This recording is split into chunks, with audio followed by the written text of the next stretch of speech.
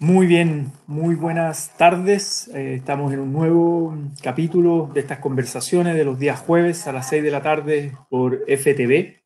En esta oportunidad estoy conectado en dos instancias porque nos citaron a última hora una sesión especial en el Senado y están hablando otros senadores sobre un proyecto del Banco Central. Puede que me llamen a votar en algún momento y estoy ahí atento a la sala con el celular, pero no quisimos suspender esta entrevista, esta más que entrevista, esta conversación el día de hoy porque es muy importante y, y nada, se pueden hacer a veces dos cosas al mismo tiempo.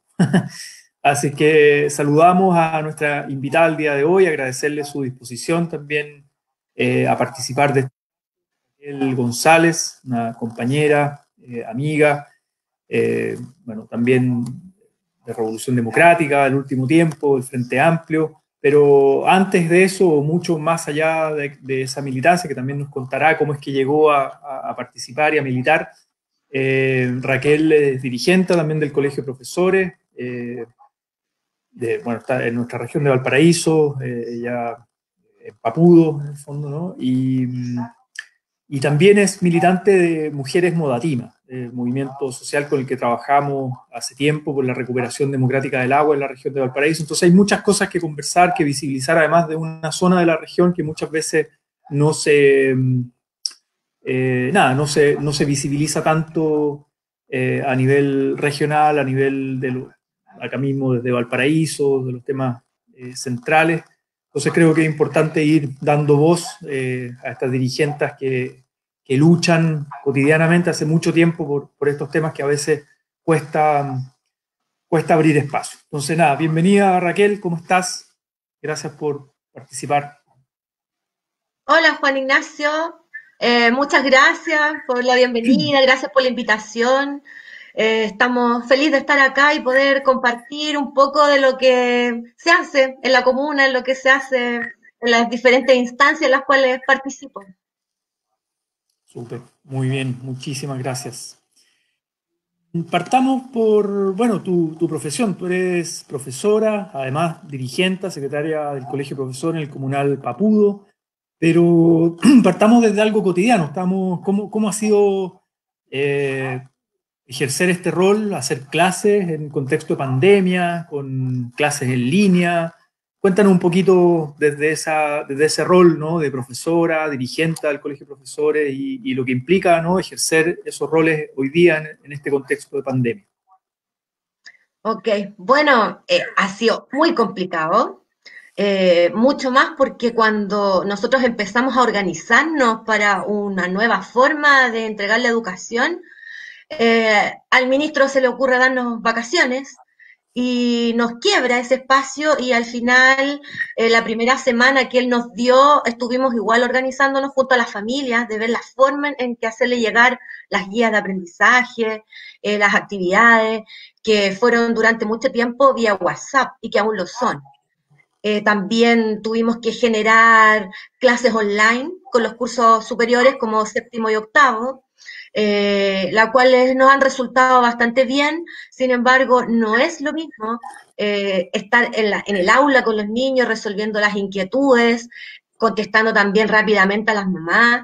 Todo se complejiza, todo es más lento y además se nos van agrupando en el teléfono montones y montones de guías que hay que revisar, porque la idea es que el proceso de aprendizaje siga, no solamente darles trabajo, sino que ese trabajo tiene que tener una retroalimentación, porque esa es nuestra labor.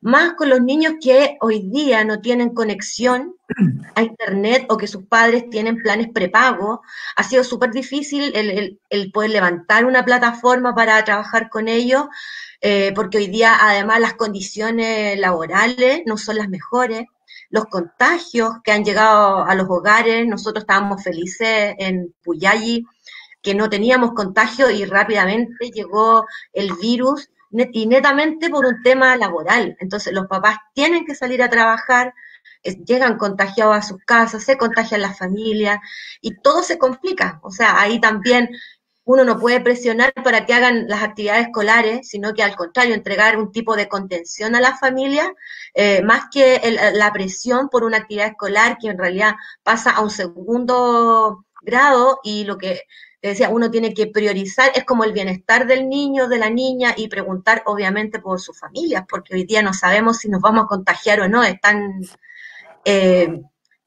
¿cómo decirlo? Están no es predecible eso. Es como, ¿cómo se llama? Al que le toca es el contagio. Mm, absolutamente. Y en cuanto a tu rol como dirigente allá del Colegio de Profesores, ¿qué nos puedes contar en términos de las coordinaciones? En mi caso, claro, yo estuve el año pasado en la Comisión de Educación, me tocó mucho trabajar con el Colegio de Profes, tanto nacional como regional, los provinciales también, y sé que hay mucha pega ahí que también a veces no se visibiliza o es una pega extra que tiene muchas horas, muchas responsabilidades, muchas coordinaciones, y me imagino mucho más en este tiempo de pandemia. ¿Cómo ha sido ese rol también?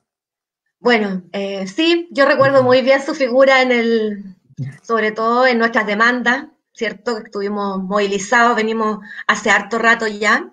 Afortunadamente logramos sacar varias cosas adelante. Hoy día creo que es importante, sobre todo en pandemia, haber logrado las horas de titularidad, las horas de extensión, que cada año, ¿cierto?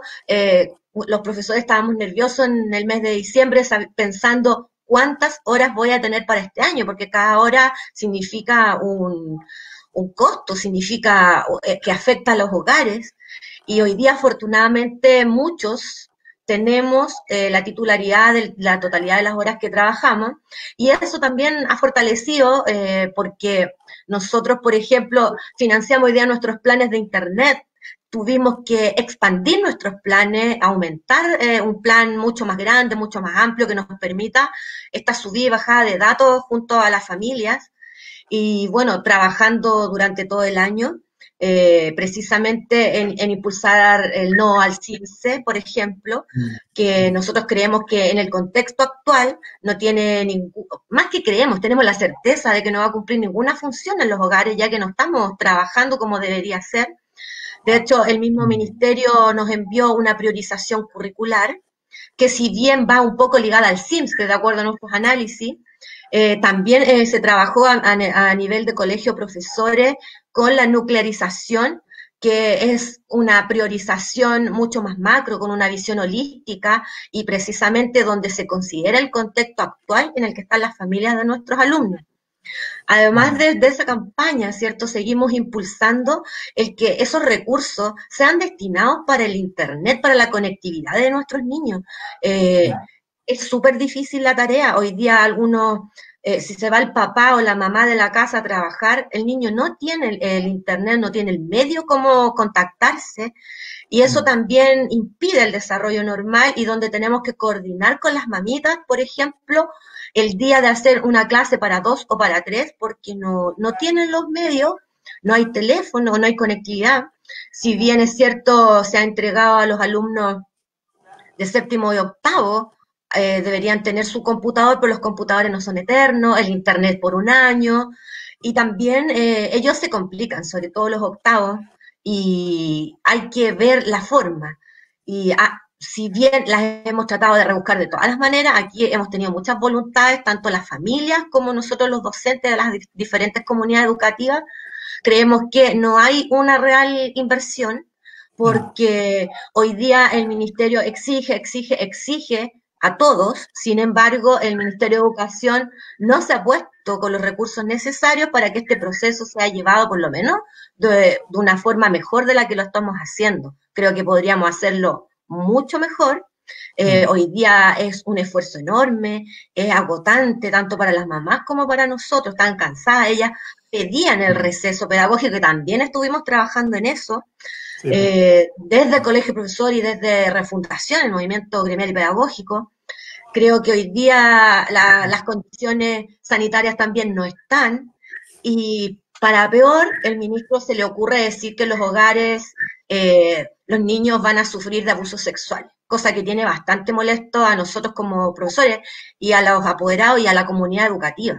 Yo creo que hoy día los papás están haciendo un gran esfuerzo por alimentar a sus hijos, por sobrellevar la pandemia, para que además él le sume un caso de prácticamente discriminación hacia las familias más vulnerables.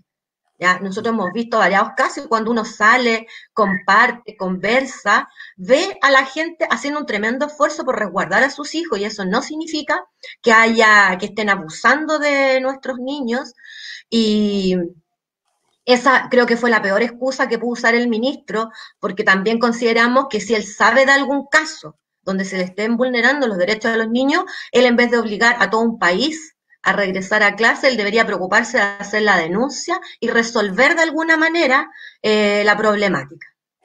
Y hasta el momento no se ha dado eso. Absolutamente. Son declaraciones desafortunadas que generan, bueno, estigmatización y hablan también como de una ansiedad de volver a esta nueva normalidad, ¿no? Como volver rápido, digamos, a clase y el tema económico también, a vuelta a las empresas, bueno, todo el plan de desconfinamiento, el paso a paso, todo esto está entrelazado. Raquel, en otro de tus roles, que también nos ha tocado participar en varios espacios y tú vienes de hace mucho tiempo, mucho más, tu militancia, tu activismo en el fondo en Modatima, ¿no? En Mujeres Modatima particularmente, y además una muestra artística, cultural, diría yo, ¿no? de las viudas del agua, ¿no? Que es muy, muy potente. A mí me ha tocado presenciarla en distintos espacios de asambleas, mesas de trabajo por el agua en la región y donde ustedes han hecho esa presentación, que es muy potente, muy significativa. Pero si nos puedes contar un poquito de eso, de tu participación en Modatima, desde hace cuánto tiempo, cómo te involucraste, qué es lo que desarrollas ahí, que nos puedas contar también de esta expresión de las viudas del... Bueno, como buena profesora, yo creo que cuando uno quiere cambios, tiene que involucrarse. No puede lamentarse, no puede deprimirse, hay que generar los cambios y para eso tenemos que involucrarnos en los espacios. Entonces, en el caso de Modatima, partí como fans de Modatima, participando en los pasacalles, en Temuco, en Concepción, en Valparaíso, en diferentes lugares del país y luego ya de lleno, yo creo que a unos 7, 8 años, tal vez más, Disculpa, empiezo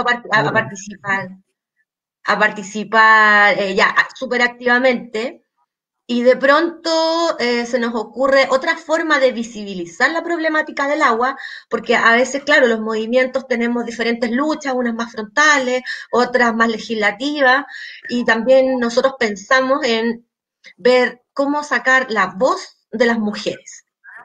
Entonces empezamos a hacer un recorrido, empezamos a conversar y grupos de mujeres de diferentes oficios y profesiones, niñas pequeñitas, y que eso fue lo más bonito.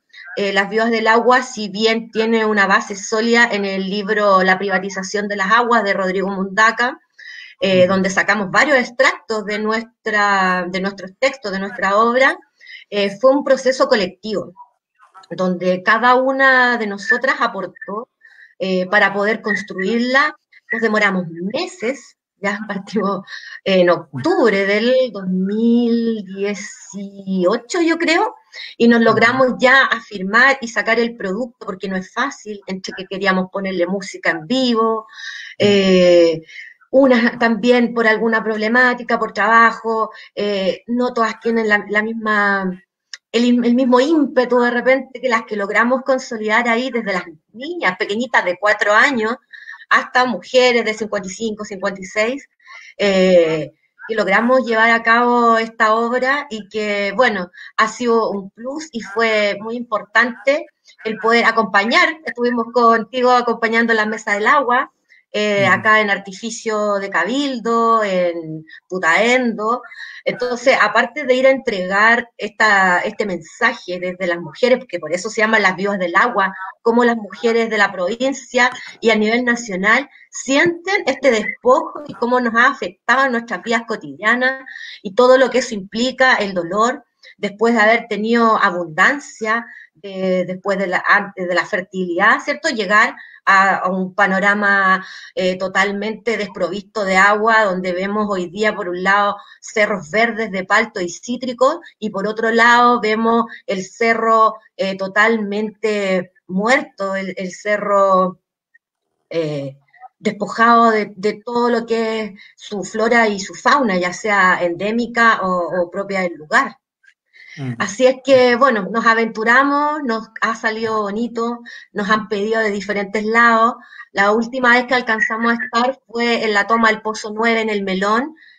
Fue un lugar, un espacio muy grato, donde nos recibieron bastante bien, con mucho cariño, y donde nosotros pudimos compartir con ellos también y aprender. Creo que en cada salida no solo uno entrega el arte, sino que uno aprende. El ir Mm. también estuvimos en el teatro el tío Lalo Parra en Santiago, estuvimos en el Parque Almagro también, invitadas por No Alto Maipo. Todas esas instancias, si bien son artísticas y culturales, uno aprende el valor al medio ambiente, un valor a los bienes naturales que tan preciados son hoy día y que lamentablemente el hombre y el interés económico ha devastado sin medida. Ujú, ujú. ¿Tú eres profesora de qué, Raquel? Yo soy profesora de lenguaje Lenguaje. con mención en segundo ciclo. Perfecto.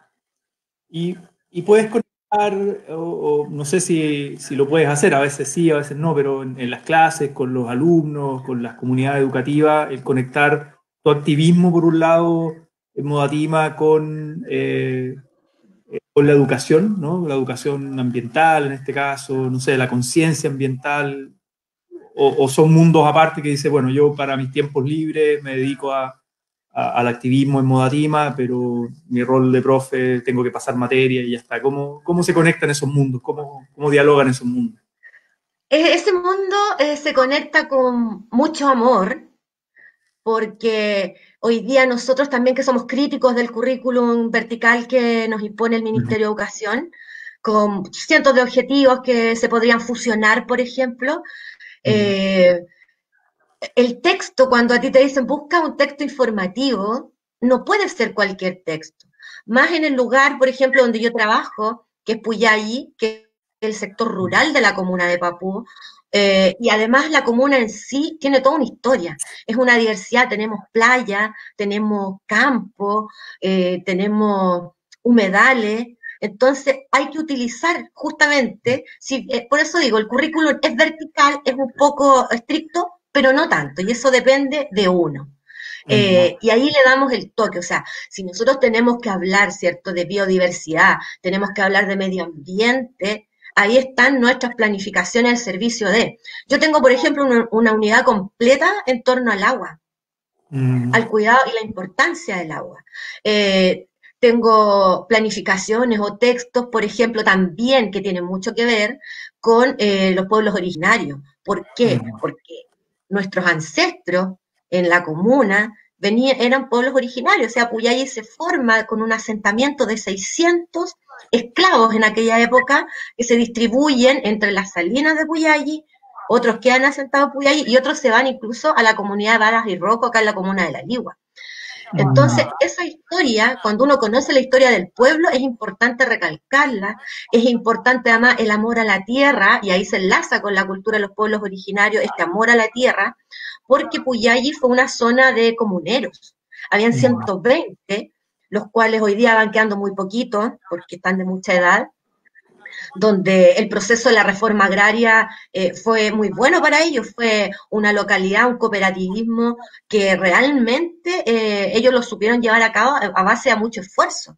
Hoy día conversaba con un señor campesino, abuelito de un alumno mío, y él nos contaba todo lo que sufrió para poder mantener su terreno, porque si ujú, bien en algún momento, ¿cierto?, se le otorga este trozo de tierra, cambia el gobierno y suben su contribución es un 200%, que en el fondo era para poder devolver. Entonces, además, Puyalli, los dueños de Puyalli eran estos 120 comuneros, hoy día las familias de ellos, y desde ahí uno tiene que empezar incluso a enseñarle a los niños que todo lo que hay en Puyalli es de ellos, y tienen que quererlo, tienen que amarlo, hay que cuidar la laguna, que a veces llegan cisnes. Hace un tiempo estuvo con aguas tratadas, antes la veíamos con agüita del río, agüita del canal, que eso ya no ocurre hace muchísimo tiempo, pero que ellos cuiden lo que tienen. Entonces yo creo que desde ahí la labor docente se une con esta labor ambiental, que no necesariamente, como dijo alguna vez la ministra Cubillo, tiene que ser politizada. El amor por el medio ambiente, el amor por la identidad histórica que tienen los pueblos, que tienen las comunas, que tienen las localidades, creo que eso no tiene nada que ver con política, eso es amor e identidad a lo que uno quiere y a lo que uno hace. Muy de acuerdo. Y justamente, cómo es que llegaste a militar en política, en un partido político nuevo como Revolución Democrática? ¿Estás coordinando, de hecho, estás participando en la coordinación, ¿no?, de un espacio nuevo ahí en la provincia de Petorca, de Revolución Democrática, el Frente Amplio? ¿Cómo es que llegaste con toda tu experiencia, con toda tu trayectoria, y dijiste, a ver, ¿por qué es importante militar en un partido y por qué en este partido? Bueno, acá voy a sonar salamera a lo mejor para la gente que no está viendo, pero yo creo que tú tienes bien claro de alguna vez el Limache, que yo fui a acompañar. Yo dije, para mí un referente es el senador Latorre, ¿ya? Y lo digo abiertamente porque uno tiene sus propios referentes en cierto conglomerado.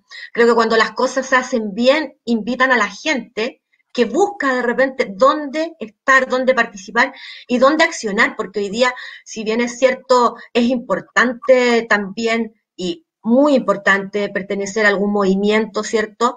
También es importante el tema legislativo y cómo desde algún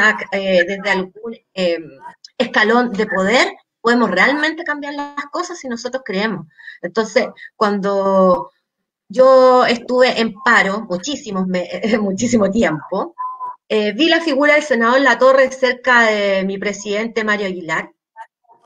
Cuando veía las conversaciones en Moatima, estaba el senador Latorre. Entonces eso yo creo que invita, o nos invita, en mi caso, a mí me invitó a ingresar al partido, a conocer más la gente, porque uno empieza desde una amistad, no desde el tema político, porque uno viene desde los movimientos, eh, y eso no tiene por qué dificultar, sino que al contrario puede enriquecer la labor que tenemos y hacer lazos. Yo creo que hoy día, si bien los partidos políticos están un poco, o más que un poco, mal mirados por la ciudadanía, creo que los que partieron después han sido criticados de una forma demasiado dura, cuando hay otros que son los actuales que están gobernando, a los que estuvieron durante 30 años y no se han cambiado las cosas. Entonces, yo creo que es eso, cuando uno encuentra un referente dentro de una conversación,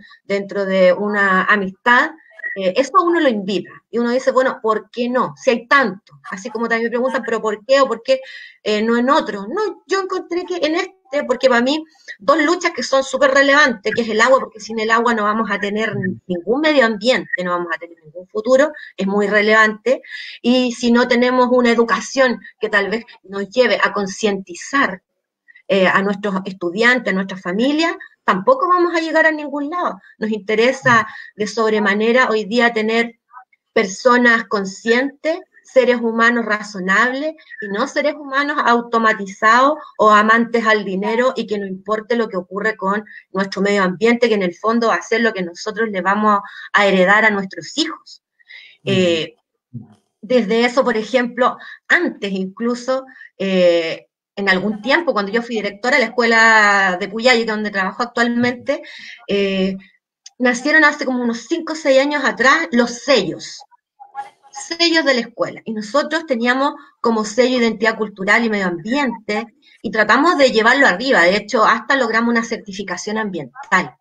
Entonces, yo creo que cuando se trabaja en eso, se inculca, es importante. Hoy día yo creo que en las comunas deberíamos estar todos trabajando en una oficina de medio ambiente, enlazarlo, ¿cierto?, con el PADEM, y de ahí que cada establecimiento, por supuesto, tenga su propio sello, porque si vemos en Papúa, ¿cierto? Es zona pesquera, vemos Las Salinas, también es zona pesquera y campo, Puyay y campo, tenemos los cerros del Romeral con una biodiversidad maravillosa.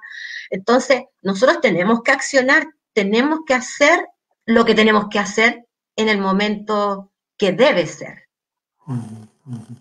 Bueno, muchas gracias por tus palabras hacia mi persona, Raquel. Esto no está arreglado, es completamente espontáneo y lo agradezco muy sinceramente. Eh, ¿Qué te pareció, a propósito de la contingencia, la aprobación del 10%? Yo sé que el Colegio de Profesores ha estado muy involucrado en esto, pero creo que es importante preguntarte más como persona, como ciudadana, cómo lo viviste tú desde el sentido común, la aprobación del 10%, que tiene que ver con el proyecto que nos citaron a votar ahora, y lo voy a explicar sobre el Banco Central, pero ahí lo explico en términos legislativos. Pero, ¿qué te pareció a ti, como persona y como ciudadana, lo del retiro del 10%? La verdad, al principio yo estaba un poco incrédula, pensé que nunca iba a ocurrir, porque la AFP nosotros sabemos, cierto, que viene amarradita de la época de la dictadura y dentro de la Constitución, y que hoy día más que nunca es importante cambiarla. Si no, no somos capaces de llevar a cabo de buena manera el proceso constituyente, estas pequeñas alegrías no van a servir de mucho porque van a quedarse en pequeñas alegrías. Creo que yo lo veo muy bueno, porque como decía, jamás pensé que alguna vez en este contexto que hoy día, sobre todo hay familias que están sin trabajo, puedan por lo menos utilizar su dinero, porque es nuestro dinero, ¿ya? Y que hoy día se haya volcado a favor, creo que es uno de los primeros logros. También es un logro tremendo. Anoche yo estaba aquí como las locas solas con una cuchara y una tapa, una olla, y de repente al frente, en la otra población, escuchaba como la gente salía también a cacerolear, los bocinazo de los vehículos. Hoy día la gente vibró. Yo también me siento feliz, pero no me siento feliz con el Estado, por ejemplo, porque hoy día, si bien esto nos soluciona grandes problemas, volvemos al Estado de Chile, a este gobierno, a decirles que nuevamente es la gente la que va a solucionar su problema hoy día. Porque nosotros ya hemos visto el tema de las cajas de mercadería, las pocas ayudas a la gente. Lamentablemente el único mecanismo de canalización que existe son los municipios, y los municipios también algunos, como el mío, por ejemplo, ¿cierto?, hacen proselitismo político, lo que significa que hacen uso de estos bienes que manda el Estado como de ellos y parten privilegiando a sus amigos primero, y la gente que realmente necesita se queda esperando. O como en algunos lugares en Santiago, como le ocurrió a nuestro presidente Mario Aguilar, que toda su cuadra recibió cajas de mercadería y que afortunadamente ellos la recibieron y la fueron a donar a donde realmente la gente la necesitaba. Entonces, hoy día yo creo que este es un primer avance, lo del 10%, hay que seguir luchando y hay que decirle a la gente que no se olvide, ¿cierto?, que tenemos una gran tarea que realizar de aquí a octubre, porque la gente, las personas, el pueblo, los movimientos, junto a algunas personas, algunos parlamentarios que sí nos están apoyando, tenemos mucho que hacer y esta alegría puede ser mucho más grande si logramos cambiar la Constitución y dar este gran paso que yo creo que es el que todos estamos esperando. Buenísimo, buenísimo. Muchas gracias, Raquel. Quería explicar un poquito el contexto, y que tiene que ver con lo del 10% indirectamente, pero hoy día no teníamos sesión.